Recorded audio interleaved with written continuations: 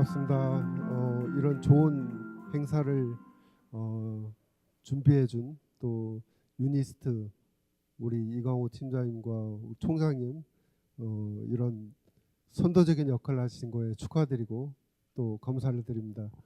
제가 어제 참석한 분들한테 카톡 동영상을 받았는데 대단하더라고요. 그래서 어제 왔으면 더 좋았겠다 싶은 생각이 들었습니다.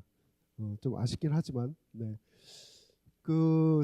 앞서 이제 연구 행정하시는 분들 발표를 몇 분 들었었는데 연구 행정이 뭘까 이런 거에 대해서 좀 같이 얘기를 좀 해봤으면 좋겠다는 생각이 들었고요. 또 하나는 우리나라에서 연구 행정이 시작된 게 언제라고 보면 될까 이런 고민을 좀 해봤습니다. 키스트가 1966년에 설립이 됐거든요.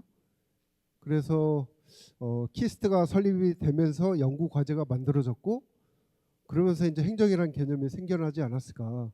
저희가 국가연구개발사업은 1978년에 처음 생겼기 때문에 그 이후에 12년이 지난 이후에 국가연구개발사업은 시작됐거든요.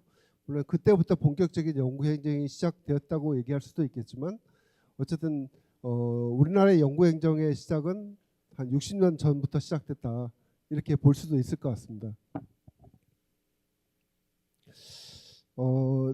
이제 예전에 연구실에서 이제 저도 사실 전에 선배들 얘기를 들어보면 과제 계획서를 쓰려면 연구 책임자분이 A4에다가 수십 장을 손으로 열심히 쓰시면 연구소에 실험실에 전문 타이핑 치시는 분이 계시고 그분이 밤새서 그 타이핑을 열심히 치시면 연구 책임자들이 그걸 보고서 여기 오타 있으니까 바꿔주세요. 이건 이렇게 고쳐주세요. 그러면 화이트 칠해서 다시 고치고 그리고 또 연구재단에 서류를 제출을 해야 되는데 연구재단에서 심사위원 수만큼 또 카피를 내서 차를 가지고 키스텝이든 연구재단에 가서 과제 계획서를 제출하는 그런 시대였습니다. 그런 행정이 이런 윈도우라는 시스템이 도입되면서 상당히 많이 바뀌었다고 생각이 듭니다. 그래서 윈도우가 95년에 발표가 됐는데요.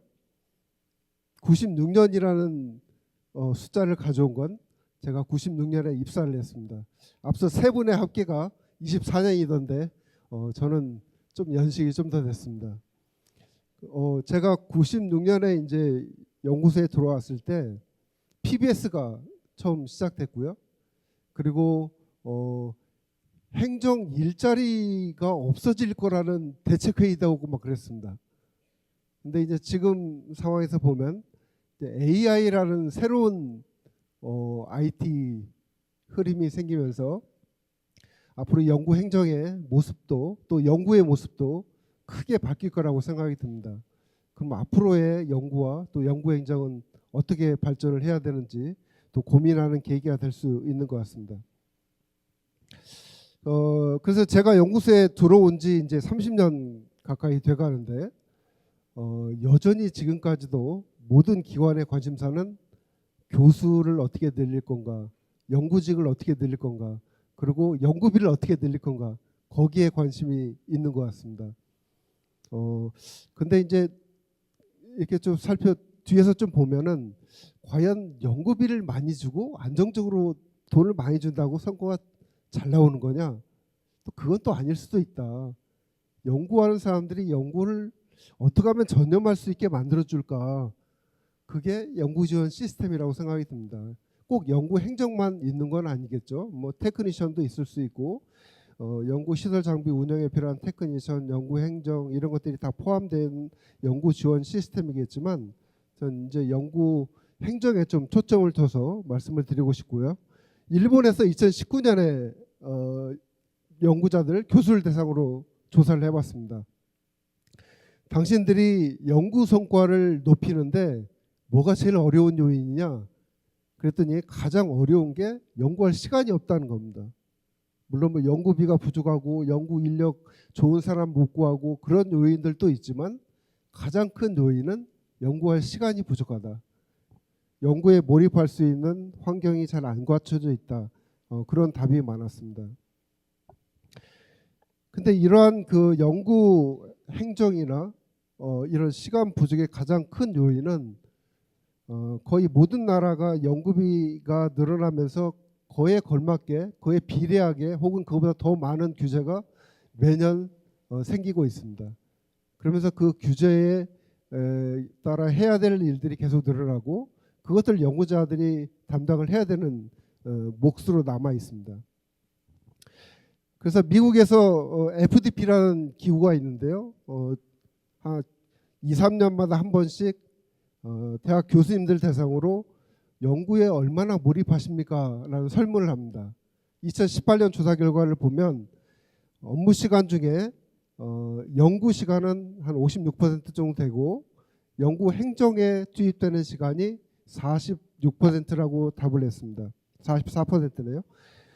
일본 조사 결과를 보면 일본의 대학 교수님들은 연구 시간에서 이제 본인이 업무 시간 중에서 연구에 몰입하는 시간이 미국보다 낮을 뿐더러 시간이 지나면서 더 안 좋아지고 있다는 결과를 얻을 수 있었습니다. 우리나라 같은 경우에는 키스텝에서 2016년에 보고서를 하나 유사한 걸 발표한 게 있습니다. 우리나라 대학 교수님을 대상으로 설문조사를 해보니 업무 시간 중에 연구 시간은 37%고 행정 업무는 63%라는 그런 답을 얻었고요.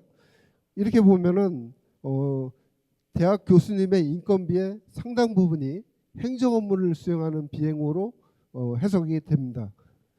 그래서 이렇게 연구자들이 연구 행정 부담이 굉장히 크다는 걸 알 수 있고요. 이제 BTS가 무대에서 공연을 하는 장면입니다. 이 BTS가 소방법을 다 이해하고 공연법을 다 이해하고 그렇게 공연을 하진 않잖아요. 연구자들도 연구 개발과 관련된 굉장히 많은 법규와 규정이 있는데 이런 것들을 다 이해를 할 수 없거든요. 굉장히 전문적인 영역들도 많습니다. 그런 것들을 전문적으로 도와줄 사람들이 훨씬 더 많이 필요합니다. 그래서 뒤에서 말씀드리겠지만 연구 행정이 단순히 그냥 교수님들이 귀찮은 걸 대신해 주는 일이 아니고 전문적으로 도와줄 수 있는 그런 자리라는 것을 말씀을 드리고 싶습니다. 연구 인력 1인당 이제 세계 주요 국가들의 연구 지원 인력 수의 비교입니다. 중국 같은 경우는 약간 데이터가 좀 신뢰성이 좀 떨어지고요. 대부분의 선진국들은 연구자 2명당 1명의 연구 지원 인력을 두고 있습니다. 반면 우리나라하고 일본은 연구 지원 인력이 한 5명당 1명 정도로 매우 적습니다. 여기서 연구 지원 인력은 반드시 행정만 포함되어 있는 건 아니고 테크니션까지 포함되어 있는 통계입니다. 그래서 이게 연구 행정만이라고 말씀드릴 수는 없지만 우리나라의 연구 지원 시스템이 매우 취약하다. 숫자적으로 물론 질적으로도 그만큼 취약할 수밖에 없을 겁니다. 그래서 연구 행정이 그러면 뭐냐? 그냥 행정직이 하는 일이 연구 행정이냐? 그게 아니고 법이나 규정에 따라서 연구 수행 과정에서 해야 되는 일이 있습니다. 그런 것들을 하는 사람들이고 그 사람들이 행정직일 수도 있고 연구직일 수도 있고 또 제3의 직종일 수도 있습니다. 제가 2023년 5월에 미국 국제연구행정협회 사무총장하고 회장하고 같이 줌 미팅을 하면서 물어본 질문입니다. 우리나라는 연구하고 행정은 있는데 연구 행정은 굉장히 매우 부족하다. 연구실에서 발생되는 연구 행정 업무는 연구자들, 교수분들이 해야 된다는 인식이 강하다. 그런 질문을 하니까 이 사무국장이 하는 말이 미국에서 우리도 70년 전에는 그랬다. 이런 답을 받을 수 있었습니다. 그래서 연구 행정이라는 것은 행정하고 다르다는 뜻이 아니라 행정이랑 같은 개념은 아니다. 우리가 일반적으로 얘기하는 사무 보는 행정이랑 같은 개념은 아니라고 말씀드릴 수가 있고요. 개념적으로 보면 미국하고 일본 국가마다 조금씩 다른데 미국은 유럽하고 상당히 유사하기 때문에 미국하고 일본을 비교를 해보면 일단 기본적으로 연구비를 따서 전문기관이 요구하거나 또 법적인 절차를 지켜서 문제없이 연구가 잘 진행될 수 있도록 도와주는 전문적인 지원 활동을 연구행정이라고 미국에서는 정의를 하고 있고, 미국에서는 엄격하게 연구 수행 과정에서 발생되는 행정 업무를 연구행정이라고 국한돼서 얘기를 하고 있습니다. 근데 일본은 좀 해석을 좀 광의로 해서 연구기관에서 연구 인력이나 행정사무 인력과는 별도로 연구 기획이나 과제 관리, 성과 활용 이런 것들을 지원하는 업무를 연구 행정이라고 정의를 하고 있습니다. 용어적인 측면에서는 미국에서는 이런 어드미니스트레이터라는 개념이 대학 총장부터 뭐 각종 보직을 가진 사람이 다 어드미니스트레이터이기 때문에 굉장히 긍정적인 의미를 갖고 있고, 그래서 연구 행정이라는 의미가 그런 차원에서 RA라고 불리고 있고요. 유럽에서는 그거하고는 다소 다르게 어드미니스트레이터라는 단어가 부정적인 의미이기 때문에 매니저라는 개념을 넣어서 RMA라고 보통 표현을 합니다. 그리고 일본에서는 미국과 같이 미국 시스템을 따왔기 때문에 RA라고 하는데 앞에 U자를 붙입니다. 그거는 일본에서 통상적으로 대학 등이라고 표현을 하는데, 그거는 대학과 연구소를 포괄하는 개념으로 대학 등이라고 표현을 하고, 그 용어는 유니버시티를 따서 URA라고 부릅니다. 그 국가마다 약간씩 정의도 다르고 용어도 다르지만 기본적으로 연구 수행 과정에서 발생되는 여러 가지 행정 업무를 전문적으로 지원하는 인력이 연구 행정이다, 이렇게 얘기를 할 수가 있고요. 이거는 이제 미국에서 연구 행정의 라이프 사이클입니다. 연구의 라이프 사이클인데, 연구비를 따서 과제 계획서, 과제 공고를 파악해서 과제 계획서를 쓰고 과제 계획서를 제출하고, 과제가 선정된 다음에 과제 관리하고, 그 다음에 종료하고, 또 새로운 연구비를 따고, 이게 이제 연구의 전체적인 라이프 사이클이고, 그 이 라이프 사이클 상에서 발생되는 연구 행정 업무, 그런 것들을 연구 행정의 라이프 사이클이고, 대별해서 과제 선정 전의 업무를 프리 어워드, 과제 선정 후의 업무를 포스트 어워드라고 명명을 하고 있습니다. 그래서 연구행정 업무를 보시면 이제 미국 같은 경우에는 크게 3대 분야 23개 업무로 구분을 하고 있습니다. 그럼 보시면 아시겠지만 우리가 일반적으로 생각하는 뭐 인사, 총무, 회계 이런 행정 업무가 아니고, 실제로 연구 수행하는 과정에서 발생되는 그런 연구 행정 업무만을 23개 업무를 구분을 하고 있고, 굉장히 많은 부분이 일반 연구 행정보다는 연구 윤리나 진실성, 안전 보안 이런 데 굉장히 강조를 하고 있다는 것을 알 수 있습니다. 우리나라가 매우 취약한 부분이기도 합니다.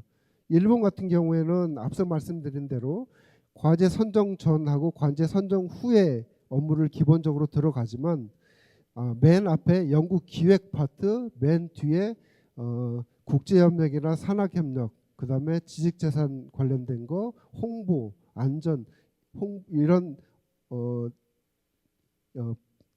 전문 업무인데 기타 전문 업무를 한 카테고리로 만들어서 4개 분야 22개 업무로 구분을 하고 있습니다. 키스텝에서 앞서 말씀드린 대로 대학 연구자 연구행정 부담 측정을 했을 때는 3대 분야 11개 업무를 구분을 했는데, 미국에서 정의하고 있는 그런 연구 수행 과정에서 발생되는 업무만 일부 뽑아서 이제 업무를 정의를 했습니다. 그래서 이 미국하고 일본의 업무를 다 포함을 시킨다면 그냥 이런 정도로 정리가 될 수 있을 것 같습니다. 그 일본에서 하는 거랑 비슷하긴 한데, 그거하고 일본 거하고 포함시켜 보면은 맨 첫 번째는 연구 동향 분석이나 기획하는 업무들, 두 번째가 과제 선정 전에 프로포절 작성이 메이저인 업무, 그 다음에 세 번째가 과제 선정 후에 프로젝트 매니지먼트부터 참여 인력 관리, 예산 관리, 진도 관리 이런 것들이 포함되어 있는 과제 선정 후의 업무, 네 번째가 기타 전문 업무로 해서 뭐 여러 가지 지식재산, 홍보, 국제협력, 산학협력 인력 양성 뭐 이런 것들이 포함될 수 있을 것 같습니다. 그리고 이제 각 국에서 굉장히 많은 국가에서 또 인증 제도를 운영을 하고 있습니다. 어제 발표한 자료에도 뭐 미국에 대해서 일부 소개가 되어 있던데 미국 같은 경우에는 인증 제도를 세 개 구분을 하고 있고요.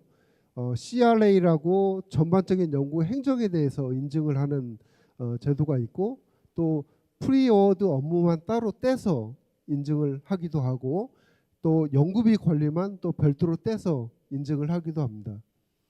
EU 같은 경우에는 이제 하나의 저 전체 연구 행정 전체에 대해서 하고 일본 같은 경우에는 초급하고 중고급 이렇게 두 개 분류로 나눠서 인증 제도를 운영을 하고 있습니다.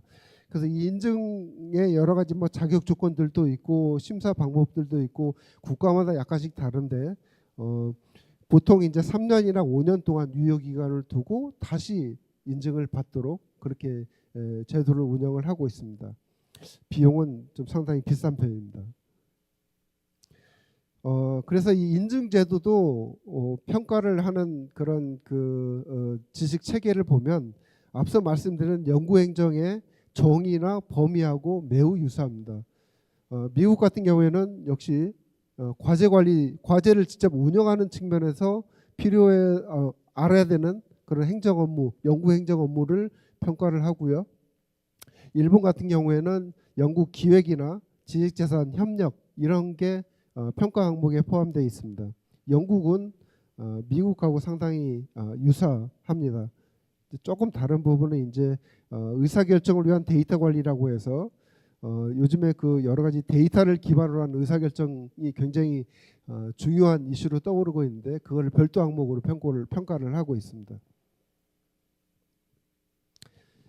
그래서 미국이 가장 먼저 연구 행정이 이제 시작됐는데 기본적인 배경은 2차 세계대전이 끝나고 나서 소련하고 여러 가지 국방 경쟁이 있으면서 정부 차원에서 굉장히 많은 연방 연구비를 투입하기 시작했고 그러면서 규제들을 이제 하나둘씩 만들기 시작하면서 각 대학들에서 도와줄 사람들이 필요하겠다 싶어서 연구 행정을 배치하기 시작했고 그리고 이런 연구 행정하는 사람들이 늘어나면서 이런 실제로 이제 실무자들 간에 협회를 만들자는 공감대가 생기기 시작했고 그래서 1959년에 대학 연구행정협회가 만들어지고 67년에 국제연구행정협회가 만들어지면서 연구행정이 이제 전문 직종으로 인정받기 시작했습니다.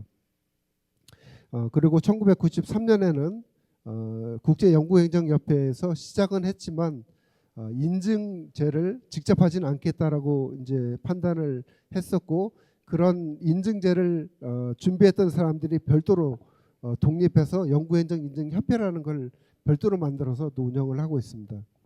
그래서 회원 수들도 뭐 굉장히 7,000명, 5,000명 이상 굉장히 많이 있고요.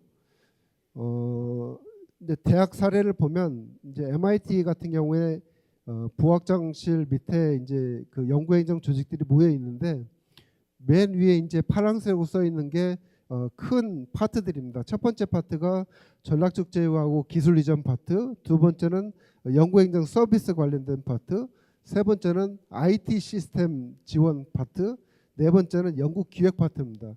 이 네 가지 파트에 굉장히 많은 부서들이 MIT 내에서 대학 교수님들을 도와주고 있는 겁니다.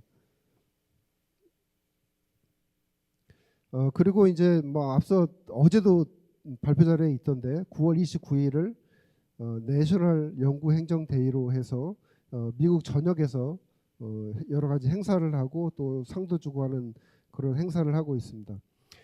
그리고 미국에서 이제 석사학위 프로그램들도 여러 대학에서 운영을 하고 있는데 그 대부분 다 온라인 코스가 많고 또 임상만 별도로 연구 행정을 하는 대학이 또 두 군데가 있습니다. 근데 이제 이 미국에서 석사학위 과정을 맨 먼저 만든 대학이 센트럴 플로리다 대학인데 필수 이수 과목을 보면 역시 앞서 정의하고 유사합니다. 이 정부 사업에 대한 그런 연구 추진 체계나 규제 문제, 그다음에 리더십, 조직 모델, 지재관 관련된 거, 그다음에 사업 평가, 감사, 그다음에 회계, 그다음에 그 연구 과제 관리, 전략적 기획, 그다음에 사람 관리 이런 것들을 필수 과목으로 운영을 하고 있습니다. 앞서 말씀드린 그 미국의 이제 그 협회들이 있는데요. 대학 연구행정협회하고 국제연구행정협회가 있는데 이런 협회들은 매년 애뉴얼 컨퍼런스를 열고 있습니다. 어제 오늘 열리고 있는 이 지식잔치하고 비슷한 그런 개념인데요.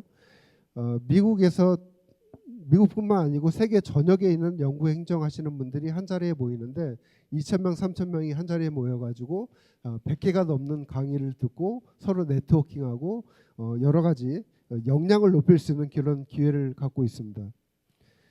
그래서 그런 그 애뉴얼 컨퍼런스에서 운영되는 교육 과정들도 이런 앞서 말씀드린 것들하고 대동소이한 내용들로 이루어져 있습니다.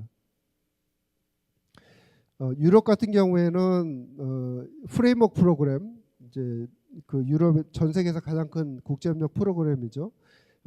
프레임워크 프로그램이 1984년에 도입되면서 이런 연구비를 따기 위한 목적도 있지만 각 국가마다 틀린 제도하에서 연구를 수행하기는 굉장히 어렵기 때문에 그런 걸 도와줄 수 있는 전문적인 인력들이 필요하고 그런 사람들을 연구행정으로 많이 활용을 하게 됩니다. 그리고 이제 각 국가마다 협회가 있지만 또 EU 전체 차원의 연구행정협회가 1999년에 만들어지게 됩니다. 그래서 미국과 같이 매년 애뉴얼 컨퍼런스를 열어서 유럽 전역에 있는 연구행정하는 분들이 한 자리에 모여서 네트워킹하는 그런 행사를 갖고 있습니다. 그래서 이런 그 초기 연구행정에 진입한 사람들을 위한 교육 프로그램, 그다음에 인증제 이런 것들을 운영을 하고 있다는 거고요. 일본 같은 경우에는 2004년에 국립대학들이 대거 법인화되면서 연구행정 업무가 크게 늘어나면서 정부에서 정책적으로 연구행정을 대학에 보급시키는 노력을 하게 됩니다. 그래서 맨 먼저 한 일이 2010년 초부터 이제 시작을 했는데 연구행정의 정의가 뭐고 역할이 뭐다. 그리고 그런 역할을 하기 위해서는 어떤 스킬을 가지고 있어야 되는지를 기획 연구를 하고요. 그리고 그런 스킬을 갖게 하기 위해서는 어떤 교육이나 연수 프로그램이 필요한지 설계를 하고 세 번째는 대학들을 몇 개 시범 대학을 선정을 해서 돈을 지원하면서 이런 연구 행정을 배치할 수 있도록 재정적인 지원을 하게 됩니다. 그러면서 2009년부터 이제 자발적으로 연구회가 만들어지고 지금은 2021년에 협의회가 만들어졌고 2022년에 이런 인증기구가 만들어져서 일본에서도 이런 협회나 인증 활동을 하고 있습니다. 정부에서는 이런 지원 사업을 통해서 각 기관들이 연구행정을 활용할 수 있도록 도와주고 있습니다. 그 연구행정을 그래서 이런 정부의 노력의 결과로 2010년대 초반부터 한 10년 동안 연구행정 배치 수가 한 4배 정도 증가를 했고요. 재미있는 거는 이 전직 구성을 보면 교수분들도 계시고요. 포스닥도 있고 연구원도 있고 지식재산이나 법무 전문직들도 있습니다. 그래서 연구행정이 그냥 단순하게 연구자들을 지원하는 일이 아니라 연구자들이 해야 되지만 보다 전문가가 도와줄 수 있는 일들 그런 것들이 연구행정의 굉장히 중요한 부분이다라는 걸 말씀을 드리고 싶습니다. 그래서 앞서 말씀드린 대로 1950년대 말부터 미국에서 맨 위에 이제 협회가 생기기 시작했고 세계 여러 나라들에서 협회가 만들어졌습니다. 뭐 유럽은 당연하고 아프리카, 그다음에 아시아 굉장히 많은 나라들에서 협회가 만들어졌고 아시아에서도 일본, 중국, 말레이시아, 베트남 이런 데도 다 협회가 있습니다. 그리고 앞서 말씀드린 대로 유럽 전역에서 참여하는 유럽 전체 국가들이 참여하는 협회가 있고 2001년에는 전 세계 각 국가의 협회들이 참여하는 전 세계 그 통합협회가 또 구성이 돼서 전 세계에 있는 연구행정협회 참여하시는 분들이 또 한 자리에 모이는 기회를 경연제로 갖고 있습니다. 그래서 이 연구행정의 효과를 좀 정리를 해서 말씀을 드리면 연구자들이 연구에 몰입할 수 있는 환경을 만들어줄 수 있다는 게 첫 번째고요. 두 번째는 이런 연구를 프로젝트 매니지먼트를 잘할 수 있는데 물론 대학 교수님들 중에서는 잘하는 분들도 계시겠지만 이 그 PI가 슈퍼맨이 아닌 이상 모든 것들을 다 잘할 수가 없잖아요. 그걸 전문적으로 도와주면서 연구 역량이 높아질 수 있다. 그다음에 세 번째는 세계 선진국들 사례를 보면 굉장히 많은 이공계 전공자들이 연구 행정을 하고 있습니다. 그래서 이런 그 연구 이공계 인력들이 경력을 다양화시킬 수 있는 그런 기회도 될 수 있다라고 얘기를 하고 있습니다. 그래서 대학이나 대학원에서 실험실에서 연구를 했지만 본인이 가진 지식을 꼭 랩에서 연구하는데 꼭 활용하는 게 아닐 수도 있고 그런 연구하는 사람을 전문적으로 도와주는 역할도 굉장히 중요한 역할을 할 수 있다. 이렇게 얘기를 할 수 있습니다. 일본에서 2021년 앞서 말씀드린 전 세계 연구행정 그 연합회 회의를 유치를 했습니다. 물론 이제 당시에 코로나 때문에 온라인으로 개최되긴 했지만 일본은 아시아의 통합협회를 만드는 걸 꿈꾸고 있습니다. 근데 우리는 그 60년 동안 연구를 해왔고 연구행정을 해왔는데 아직도 연구행정협회나 이런 네트워킹이 네트워킹할 수 있는 조직이 만들어지지도 못했고 그 앞서 연구행정의 중요성에 대한 인식 자체가 아직 굉장히 부족합니다. 저는 그래서 오늘 이 자리가 그리고 또 제가 발표하는 자리가 대학 교수님들, 연구원분들이 좀 더 많이 들었으면 좋겠다는 생각을 많이 하고요. 단순하게 연구 행정하시는 분들이 모여서 서로 으쌰으쌰하는 것도 좋지만 결국에는 연구자나 대학 교수님들이 본인이 어떤 도움을 받을 수 있는지 어떤 도움이 더 필요한지를 표출하고 같이 논의할 수 있는 기회가 좀 더 많이 만들어졌으면 좋겠다고 생각을 하고 있습니다. 그래서 좀 정리를 해보면 연구 행정에 대해서 개념하고 위상을 좀 정립을 우리나라에서 했으면 좋겠다는 생각이 듭니다. 그래서 연구 행정이라는 거를 바라보는 시각이 교수님들 다르고 또 연구 행정을 하시는 분들 시각이 물론 다르겠지만 연구 행정이 필요하고 어떤 일을 할 수 있고 앞으로 어떻게 발전을 해야 되고 또 어떻게 대접을 해줘야 되는지는 앞으로 숙제로 남아 있다고 말씀을 드릴 수가 있고요. 두 번째는 외국에서 보면 굉장히 많은 연구자들, 교수님들 대상으로 실태 조사들을 많이 해서 정말 어떤 점에서 어려워하는지를 데이터로 많이 가지고 있고 그런 것들을 정부에 건의도 하고 정책 개선하는 데 활용을 하는데 그런 거에 대해서 너무 우리가 그동안에 못해왔다는 생각을 많이 합니다. 그래서 그런 노력들을 좀 더 해야 되겠다. 연구자분들이 정말 힘들어하는 게 뭔지 알아야 연구 지원 시스템이 발전할 수 있고 연구 행정도 그런 방향으로 나아갈 수 있다고 생각을 합니다. 그리고 연구 행정이 단순히 뭐 숫자가 적으면 좋다라고 생각하는 그런 경향이 상당히 강합니다. 정부에서도 기재부에서 TO를 줄 때 행정 인력은 거의 안 주기 때문에 교수님들 연구원 중심으로 주기 때문에 그런 시각 자체를 바꿀 필요가 있고 또 뭐 정규직이 더 늘으면 좋겠지만 반드시 정규직일 필요는 또 없을 수도 있고요. 그리고 앞서 또 발표할 때 말씀하셨지만 굉장히 제너럴리스트가 할 수 있는 업무가 있고 스페셜리스트가 있어야만 할 수 있는 일이 분명히 있습니다. 그런 것들을 구분을 하고 저는 좀 더 스페셜리스트가 필요한 업무에 대해서 좀 더 많은 도움을 드릴 수 있는 그런 시스템으로 발전했으면 좋겠다 그런 생각을 하고 있습니다. 그리고 역시 뭐 앞서 조사 결과가 나오면 거기에 맞춰서 연구 행정이 어떤 역량을 갖춰야 되고 어떤 교육이 필요하는지 그런 것도 체계적으로 좀 설계가 되면 좋겠다. 그리고 마지막으로는 이런 연구 행정하시는 분들이 연구소 내에서만 혹은 동료 옆에 있는 사람하고만 고민을 얘기하는 게 아니라 우리나라 전체에서 그리고 세계에서 연구 행정하시는 분들하고 같이 모여서 논의하고 그런 발전 방안을 고민할 수 있고 또 역량을 키울 수 있는 그런 기회를 만들 수 있는 우리나라에도 협회가 있으면 좋겠다고 생각을 하고 지금 이제 그 한국연구행정협회라는 거를 설립을 추진을 하고 있습니다. 그래서 아마 희망컨대는 다음 주에 설립 허가를 받기를 기대를 하고 있는데 혹시 설립이 되면 울산과기대도 참여를 해주시고 우리 또 여기 계신 많은 분들이 협회 활동에 참여를 해주시면 감사할 것 같습니다. 그리고 마지막으로 홍보를 드리면 저희가 다음 주 28일에 대전에서 연구행정 컨퍼런스를 엽니다. 시간 되시는 분들은 참여해서 같이 해주시면 감사하겠습니다. 예, 고맙습니다.